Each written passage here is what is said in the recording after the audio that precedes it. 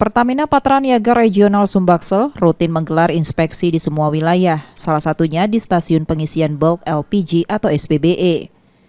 Inspeksi dilakukan bersama dengan kepolisian dan dinas terkait.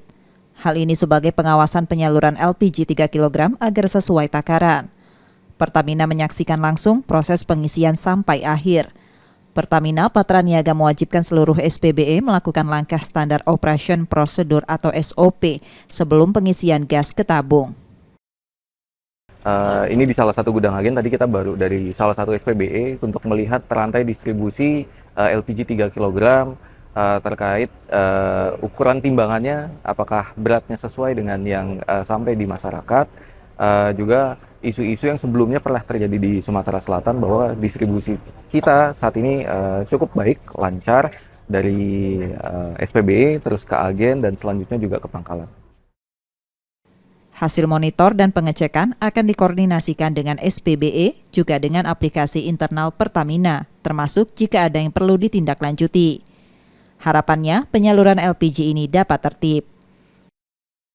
Kita juga sebenarnya akan mengadakan edukasi konsumen lah, bahwa masyarakat ini membeli LPG ini bukan hanya tidak di warung-warung lagi, harus ke pangkalan gitu. Kita sekedar menghimbau kepada masyarakat yang merasa dirinya mampu agar tidak mengurangi jatah masyarakat yang kurang mampu gitu. Nah, sedangkan 3 melon ini bersubsidi untuk yang kurang mampu.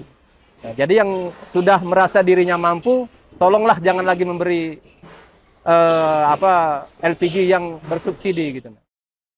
Pertamina mengajak masyarakat untuk mengawasi pendistribusian LPG bersubsidi agar digunakan masyarakat kurang mampu. Jika terdapat pangkalan menjual LPG 3 kg di atas head atau ada kecurangan, masyarakat bisa melapor melalui PCC 135 sehingga bisa ditindak tegas. Tim Liputan Kompas TV, Palembang, Sumatera Selatan.